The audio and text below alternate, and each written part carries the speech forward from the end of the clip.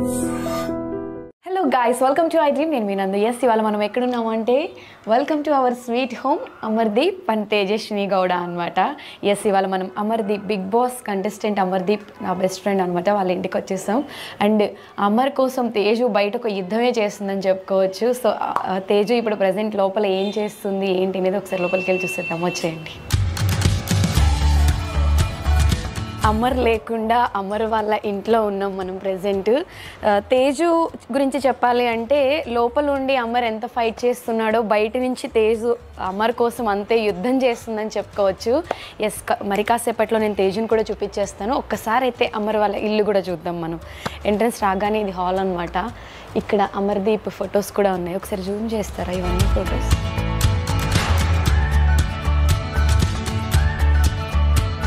హాల్లోకి రాగానే మంచిగా వెంకటేశ్వర స్వామి ఫోటో ఉందన్నమాట. ఇక్కడ సోఫాస్ ఉన్నాయి అండ్ ఇక్కడ మనం చూసుకున్నట్టయితే 2 అమర్ ఫొటోస్ ఉన్నాయి.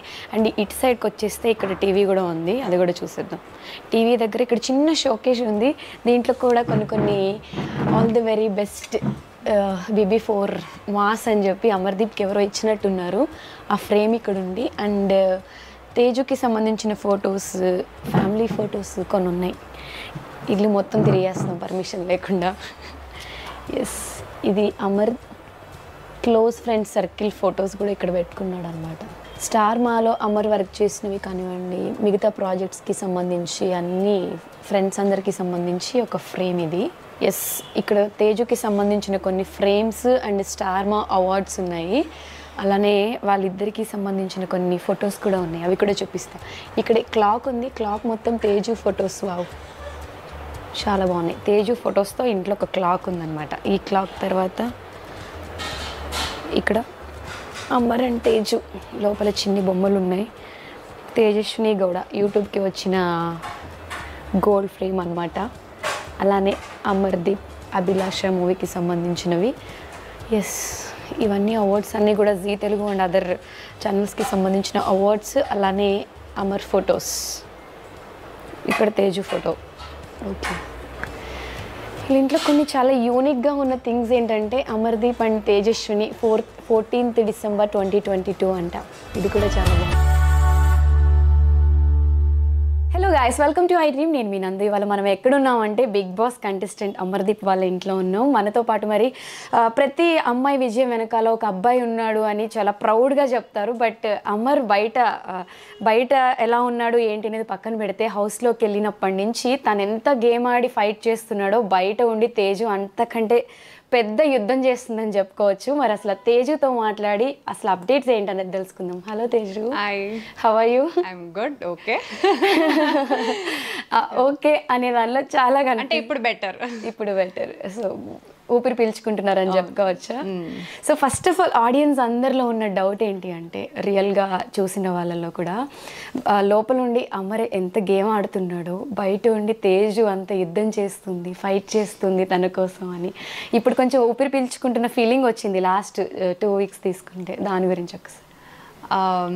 యాక్చువల్గా అమర్ లోపలికి వెళ్ళే ముందే నేను అబ్బా పోనీ నువ్వు వెళ్ళరా, నేను హ్యాపీగా ఉంటాను, నేను ట్రిప్పులు వేసుకుంటా, నేను ఎంజాయ్ చేస్తా, అంటే కొంచెం ప్రశాంతంగా ఉంటా, రెస్ట్ తీసుకుంటా, ఇలా అన్నీ చెప్పా. అంటే నీతోనే డాన్స్ తర్వాత చాలా టయర్డ్ అయిపోయాం కదా, నేను హ్యాపీగా రిలాక్స్ అయిపోతా అని చెప్పి.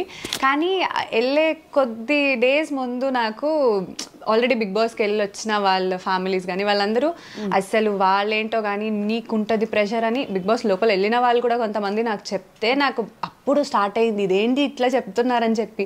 సరే ఓకే, నేను స్ట్రాంగ్ కదా, చూసుకుందాం అని అనుకున్నా.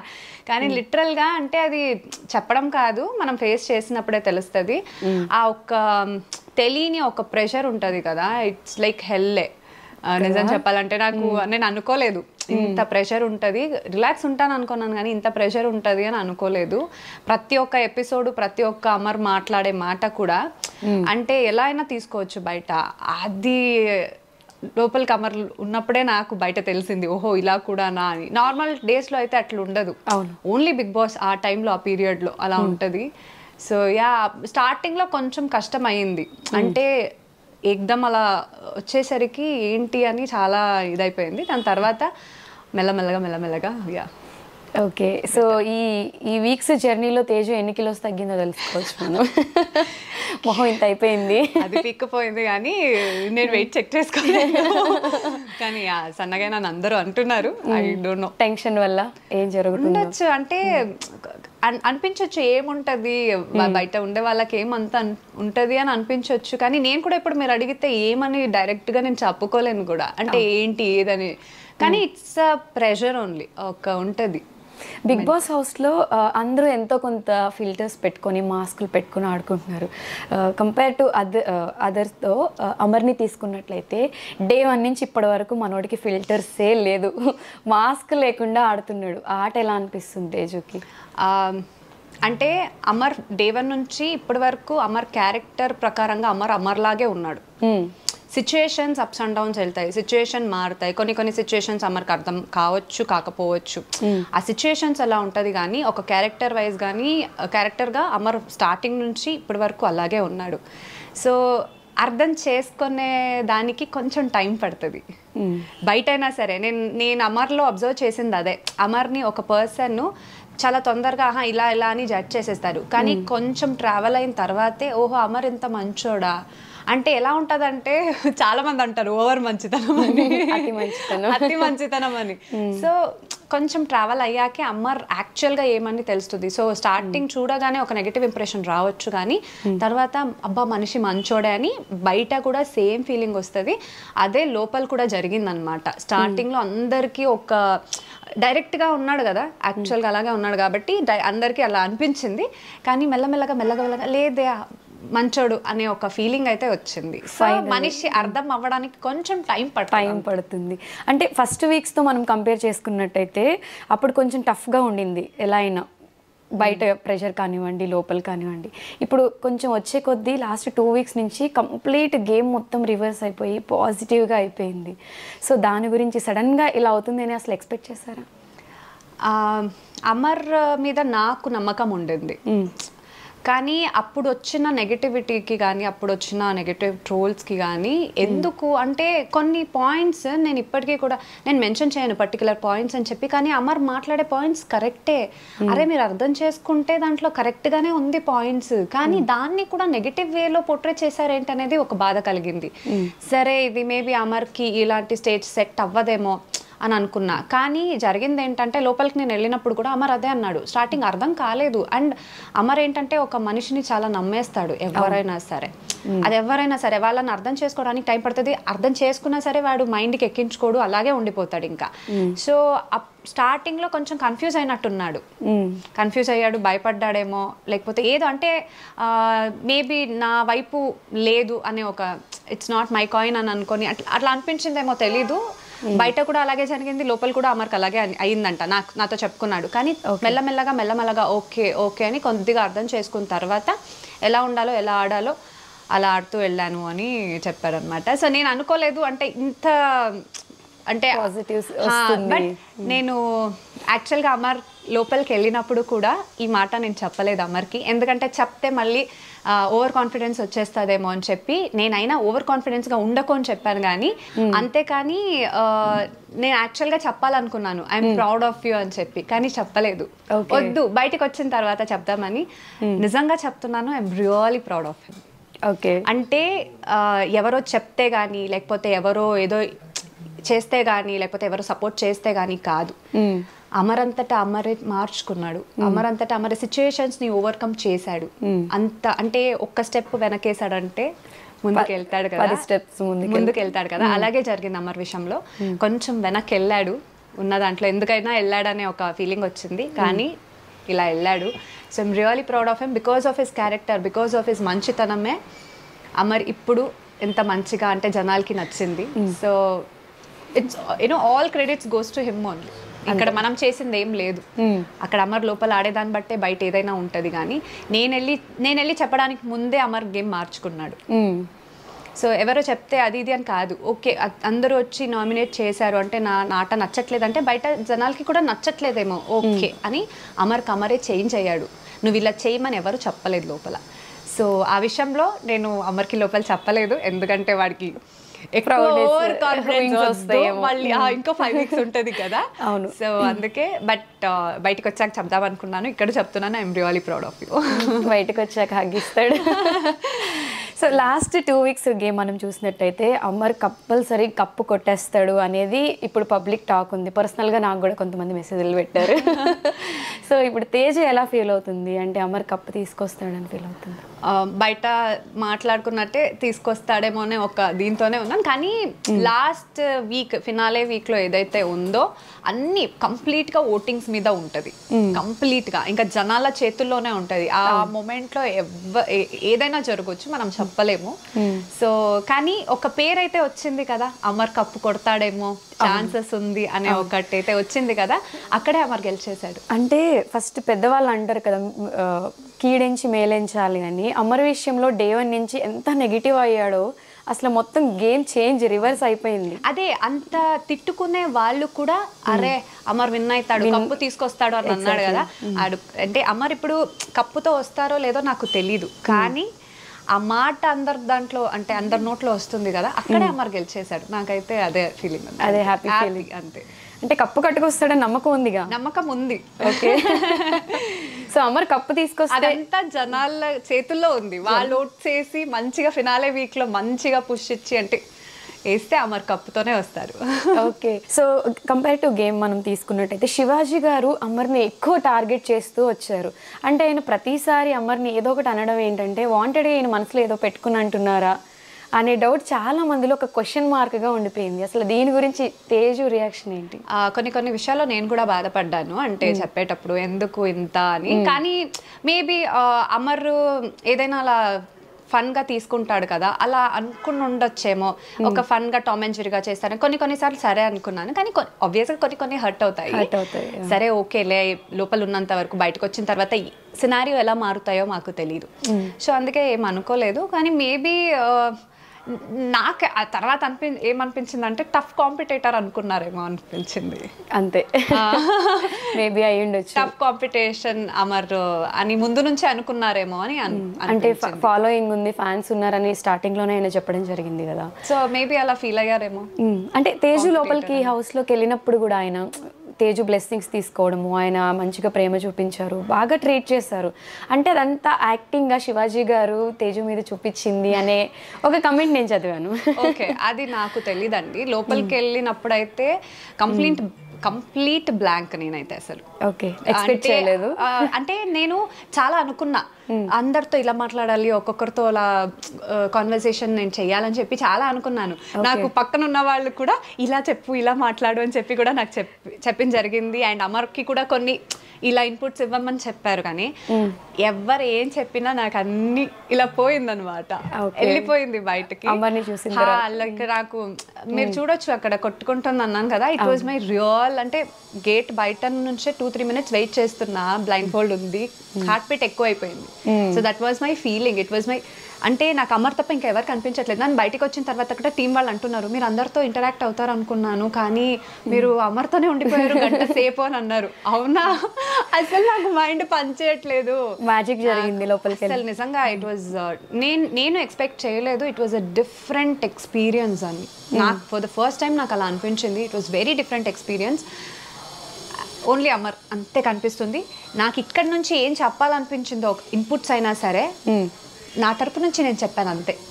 నాకు వేరే వాళ్ళు ఇది చెప్పమని చెప్పింది కూడా ఎవరు గుర్తులేదు. అండ్ ఆ ప్రక్రియలో అమర్ అంతటా అమరే లీడ్ తీసుకొని ఎవరితో అయితే మాట్లాడించాడో అప్పుడు నేను బాగానే మాట్లాడా అంతే. సో అమర్కి ఒక స్పెషల్ రెస్పెక్ట్ ఉంది శివాజీ గారి మీద ఇప్పటికీ కూడా. మొన్న రీసెంట్ అదే చెప్తాడు కదా, నాకేం లేదు, నాకు ఆయన అంటే ఇష్టం అంటే అందుకే అని చెప్పి చెప్తుంటాడు కదా. సో ఒక రెస్పెక్ట్ ఉంది కాబట్టి అమర్కి. నన్ను కూడా శివాజీ గారి దగ్గర తీసుకెళ్ళి మాట్లాడించడం జరిగింది. అది లైవ్ కానీ టెలికాస్ట్లో కానీ వేయలేదు. అప్పటి నుంచి ఇంకా ఆయన లీడ్ తీసుకున్నారు. ఆ బ్లెస్సింగ్స్ ఏదైతే ఉందో నేను కూడా కొన్ని కమెంట్స్ చదివా. అంటే ఏంటి వెళ్ళి ఏంటి బ్లెస్సింగ్స్ అన్ని తీసుకున్నారు, అలా బ్యాక్ బిచ్చింగ్ చేస్తున్నారు అది ఇది అని అంటే పెద్దవాళ్ళు. అండ్ అది కూడా నాకు ఇక్కడ ఏం రావట్లే. అమర్ దా బ్లెస్సింగ్స్ తీసుకుందాం అంటేనే వెళ్ళాను బ్లెస్సింగ్స్ కి. అన్ని అమర్ లీడ్ చేసింది అక్కడ. నేను అమర్ కూడా అంటే ఎప్పుడైనా ఏదైనా జరిగితే ఆ సిచ్యువేషన్ అక్కడ అరిచినా కానీ తర్వాత అది మైండ్ లో పెట్టుకోకుండా మర్చిపోతాడు. సో అక్కడ నేను వెళ్ళినప్పుడు జరిగిన ఇన్సిడెంట్స్ అయితే నన్ను అమర్ లీడ్ చేశాడు. ఓకే, అంతే. అక్కడ ఏం జరిగినా అదంతా అమర్, నేను అమర్ పక్కన ఉన్నాను, అమర్తో ఉన్నాను. అంటే ఆ ఒక మూమెంట్ని ఎంజాయ్ చేశానే తప్ప నాకు ఇంకేం తెలీదు. ఇప్పటి వరకు నార్మల్ గా మాట్లాడిన తేజు అమర్ గురించి చెప్పగానే ఐస్ లో ఒక హ్యాపీ టీయర్స్ కనిపిస్తున్నాయి, ఎక్కువ బ్లష్ అవుతుంది ఫేస్, కానీ బాగా మిస్ అవుతున్నట్టున్నారు కదా. మ్యారేజ్ అయిన తర్వాత అది ఇన్ని రోజులు ఫస్ట్ టైమా ఇలా? అవును. ఓకే. సో అమర్ ఉన్నప్పుడు, అమర్ కొంచెం దూరంగా ఉన్నప్పుడు ఆ ఫీలింగ్ ఎలా ఉండింది? అంటే ఇప్పుడు షూటింగ్స్ టైంలో కూడా నేను కొన్నిసార్లు చెన్నైలో ఉన్నప్పుడు 1 వీక్ ఒక్కొక్కసారి మనం దూరంగానే ఉంటాం, కానీ ఒక ఫోన్ కాల్ అనేది అయితే ఉంటుంది డెఫినెట్గా. వీడియో కాల్స్ కానీ ఫోన్ కానీ అంటే అప్పటికప్పుడు ఫోన్లో కానీ ఏదో మాట్లాడుకుంటూనే ఉంటాము. కానీ ఇప్పుడు ఏదైనా నేను లో ఫీల్ అయినా లేకపోతే ఏదైనా ఉన్నా చెప్పుకోవాలన్నా పర్సన్ లేదు.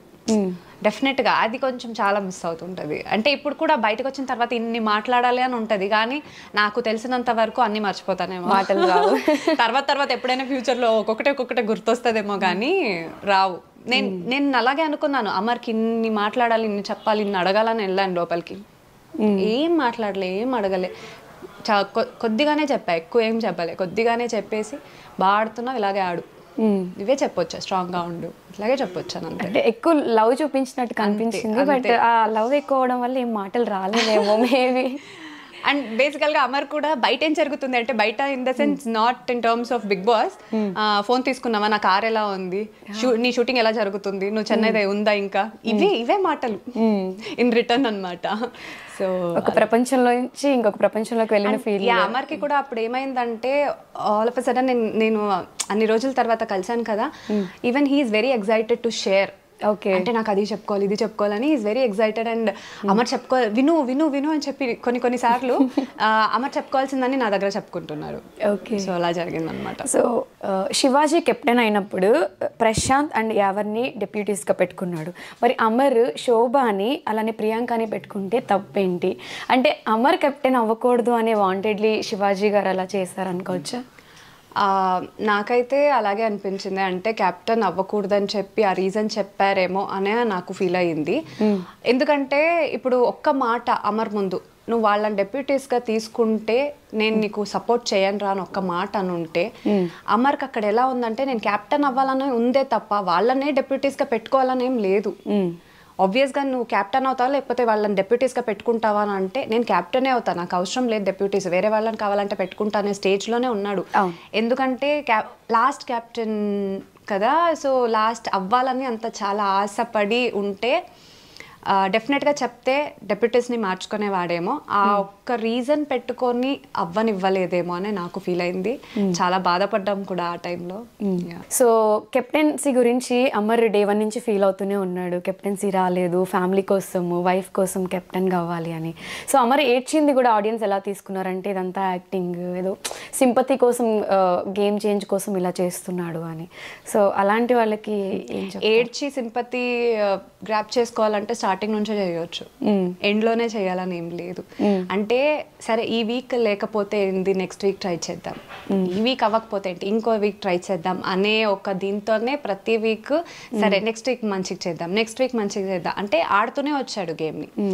సో ఇంకా లాస్ట్ క్యాప్టెన్సీ అన్నప్పటికీ, లాస్ట్ బట్ సెకండ్ ఉన్నప్పుడు కూడా అంటే గేమ్ ఆడి అంతవరకు వెళ్ళి నన్ను మాత్రమే టార్గెట్ చేశారు కదా అని, అంటే అది కూడా అవ్వని వాళ్ళు చేస్తే ఓకే, మన వాళ్ళు అనుకున్న వాళ్ళే చేశారు కదా అని చాలా బాధపడ్డాడు. బయట కూడా అంతే కదా అమర్కి, మన వాళ్ళు చాలా ఇది చేస్తే చాలా ఏడ్ చేస్తాడు. అంటే ఈ సిచ్యువేషన్ ఏదైతే నేను చూసానో బయట కూడా ఆల్రెడీ ఆ సిచ్యువేషన్స్ కొన్ని జరిగినప్పుడు నేను చూసాను, అమర్ ఎక్స్ట్రీమ్ లెవెల్లో బాధపడడం నేను చూశాను.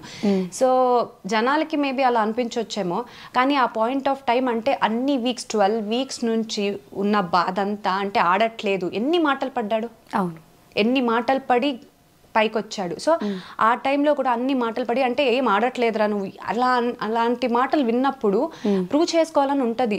నేను లాస్ట్ వరకు వచ్చి లాస్ట్లో మన వల్ల పోయింది అంటే నన్నే టార్గెట్ చేసి పోయింది అనే ఒక బాధ ఉంటుంది కదా. అండ్ ఇంకొకటి ఏంటంటే అక్కడ డిఫెండ్ చేసుకోలేదన్నారు, నాకు ఎక్కడా కనిపించలేదు డిఫెండ్ చేసుకోలేదని చెప్పి. డిఫెండ్ చేసుకుంటూనే అడిగాడు వదిలేయండి ప్లీజ్ టార్గెట్ చేయకండి అని చెప్పి. అలాగే వదిలేసినా అది కెప్టెన్ అప్పుడే అయ్యేవాడు. అది పోయింది. ఇంకా తర్వాత వచ్చి ఇంకా లాస్ట్ కెప్టెన్ ఉంది అని అన్నప్పుడు ఉంటది కదా ఎట్లాగైనా లాస్ట్ కెప్టెన్ అయిపోవాలని చెప్పి లాస్ట్లో ఇంకా నేను అవుతానేమో అనే కలగాన్ని అందరూ సపోర్ట్ చేస్తారని అనుకున్నాడు కదా, నమ్మాడు కదా అందరినీ. లాస్ట్లో మళ్ళీ ఇంకా అవ్వనివ్వట్లేదనే ఒక బాధ ఎవరికైనా వస్తుంది. అంటే మళ్ళీ ఇంకా ఆడి ఇంకోసారి కెప్టెన్ అవ్వడానికి ఛాన్స్ లేదు, అక్కడ బాధ వస్తుంది, బాధ కలుగుతుంది. సో అలాంటప్పుడు ఎవరికైనా ఎమోషనల్ అవుతారు. సో అదే జరిగింది. అండ్ సింపతి గెయిన్ చేసుకోవాలని అయితే అది అమర్ చేయలేదు. అండ్ ఇంకొకటి ఏంటంటే అమర్లో ప్లస్ పాయింట్, ఇప్పుడు అలా ఏడ్చినా సరే కొంచెం బాధపడతాడు, మళ్ళీ బౌన్స్ బ్యాక్ అయ్యి మళ్ళీ అలాగే నవ్వుకుంటూ ఉంటాడు అమర్. మళ్ళీ అదే నవ్వు, ఎంత బాధలో ఉన్నా అదే నవ్వు మళ్ళీ నెక్స్ట్ డే అలాగే ఉంటుంది. మళ్ళీ అదేం పెట్టుకోడు, కానీ ఆ మూమెంట్ ఆఫ్ టైంలో లోపల పెట్టుకున్న బాధ అంతా ఒక్కసారికి బయటకు వస్తుంది కదా, అదే జరిగింది అంతే. ఓకే, కొన్ని టాస్కుల్లో అమర్ అంతగా ఆడలేకపోయాడు అనేది చాలామంది ఒక క్వశ్చన్ మార్క్ లాగా బయట ఆడియన్స్కి కన్వే చేసేలా చెప్పారు. అంటే గేమ్ ఎందుకు ఆడట్లేదు, అమర్కి ఏమైనా హెల్త్ ఇష్యూస్ ఉన్నాయా, లేకపోతే నిజంగా బిగ్ బాస్ హౌస్లోకి వెళ్ళాలి అనే ఆత్రం ఉంది తప్ప టాస్కులు ఆడి చూపించాలి అనే ఇంట్రెస్ట్ అమర్కి లేదు అని చాలామంది కూడా మాట్లాడారు. అసలు అమర్కి ఏమైనా హెల్త్ ఇష్యూస్ ఉన్నాయా, ఎందుకు కొన్ని టాస్కుల్లో ఆడలేకపోయాడు? అది టాస్క్ వచ్చేంతవరకు అక్కడ కొన్నిసార్లు మేము చెప్పలేము, ఎంత స్ట్రాంగ్ ఉన్నా ఒక్కొక్కసారి ఫస్ట్లోనే పోతుంది, లేకపోతే ఒక్కొక్కసారి ఎండ్ వరకు వచ్చి పోతుంది. అది మనము టాస్క్ అండ్ అప్పుడున్న సిచ్యువేషన్ బట్టి. ఎందుకంటే మేము కూడా ఇప్పుడు ఏదైనా జస్ట్ ఫన్ టాస్క్ లాగా మనకి ఏదైనా షోస్లో పెట్టినప్పుడు కూడా మనం ఆడుతున్నా సరే అలా ఉంటుంది. సో టాస్క్ గురించి మనం చెప్పలేము, ఏ సిచ్యువేషన్లో ఎలా అయినా అవ్వచ్చు.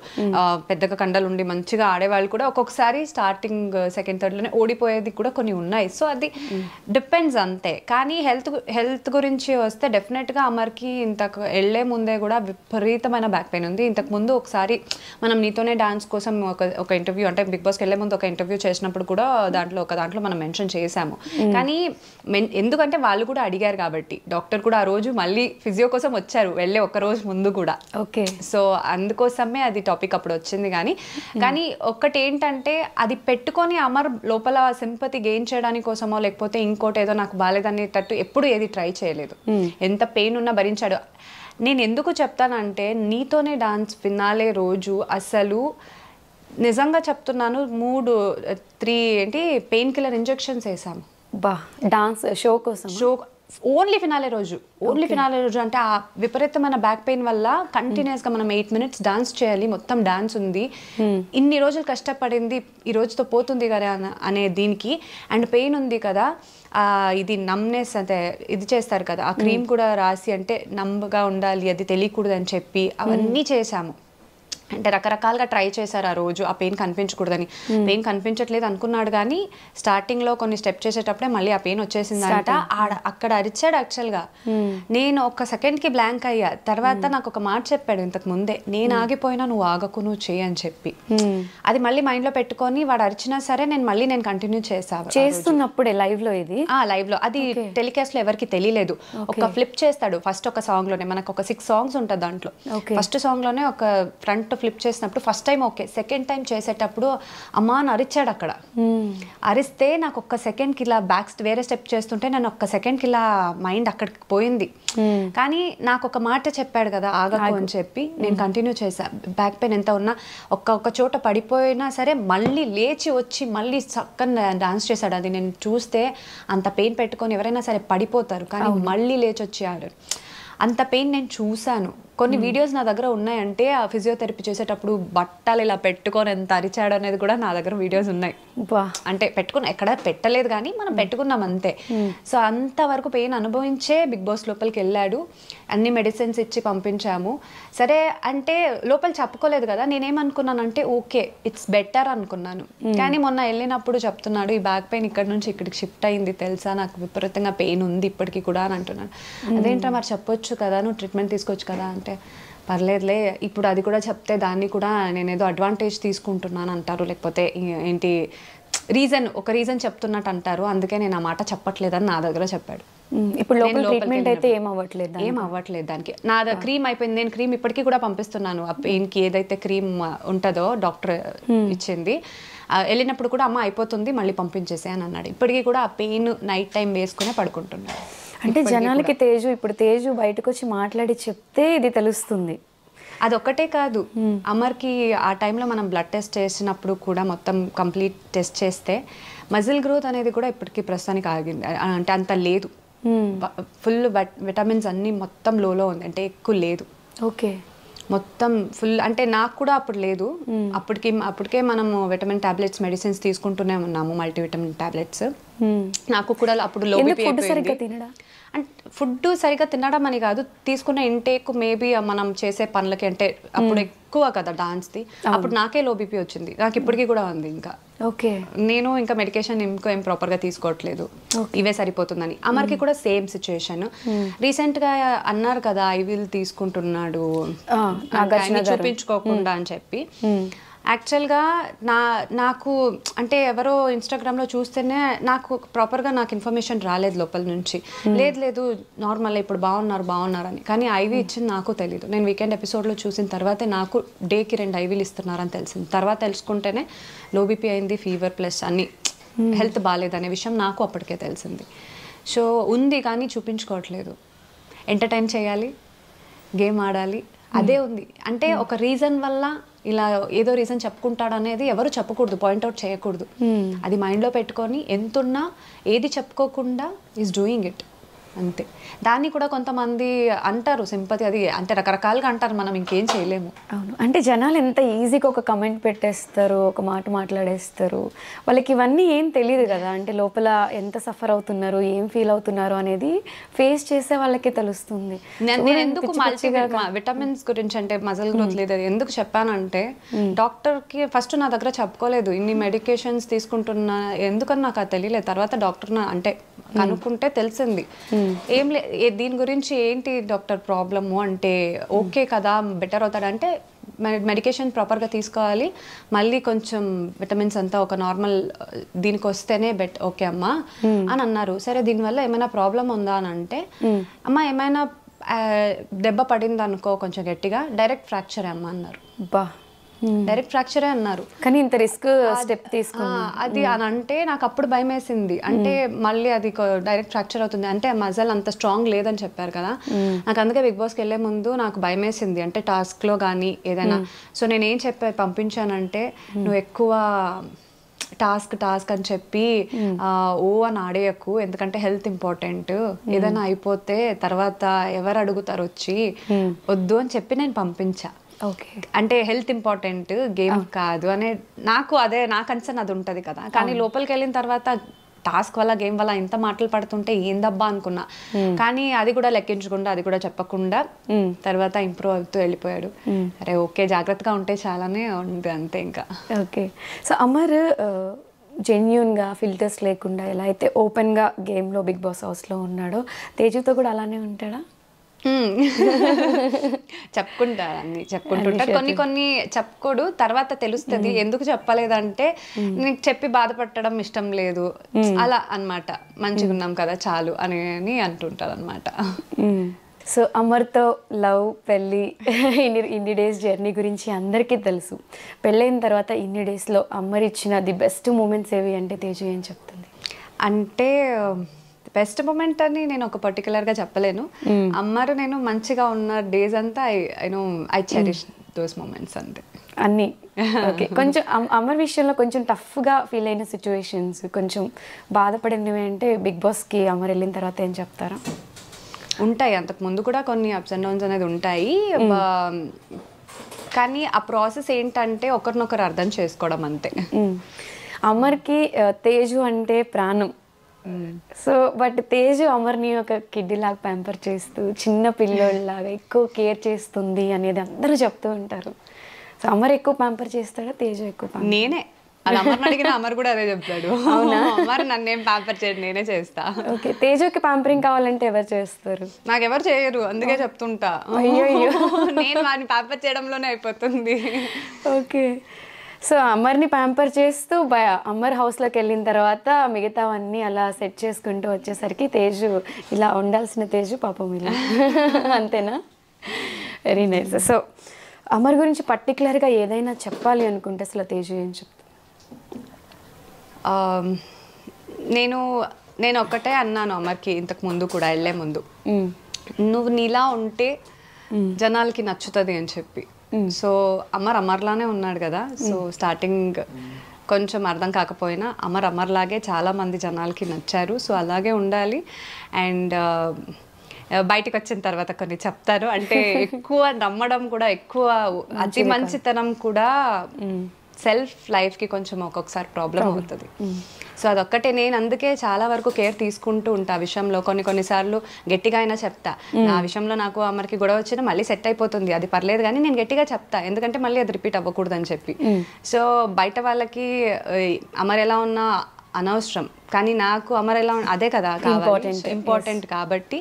అండ్ ఇకపై అయినా బిగ్ బాస్ నుంచి బయటకు వచ్చిన తర్వాత అయినా ఇది ఒక పెద్ద లెసన్లా తీసుకోవాలి అమర్, లైఫ్ లెసన్లా తీసుకొని అతి మంచితనం కాకుండా, మంచితనం ఉండాలి డెఫినెట్గా, అది చెప్పినా సరే మారదు అమర్కి, అలాగే ఉంటాడు. ఇప్పటికీ నేను చెప్తున్నాను కదా, నేను ఇంత అనుకుంటున్నాను లైఫ్ లెసన్ అర్థం చేసుకోవాలి అండ్ వచ్చిన తర్వాత ఇన్ని చూపించి మారు అని చెప్పినా మారడు. డెఫినెట్గా ఆ మంచితనం అనేది పోదు, అది ఇన్బిల్ట్గా వచ్చేసింది. కాబట్టి కనీసం అట్లీస్ట్ అందరినీ గుడ్డిగా నమ్మడం ఆపేసి కొంచెం సెల్ఫ్ లైఫ్ నేనే అంటే అది కొంచెం పెంచుకొని ఉంటే లైఫ్లో అమర్ కూడా చాలా హ్యాపీగా ఉంటాడు. ఏదైనా చిన్న బాధ కలుగుతుందంటే, ఇప్పుడు ఎంత బాధపడిన లోపల మన వాళ్ళు అనుకున్నాడు కాబట్టి దానివల్లే బాధపడతాడు.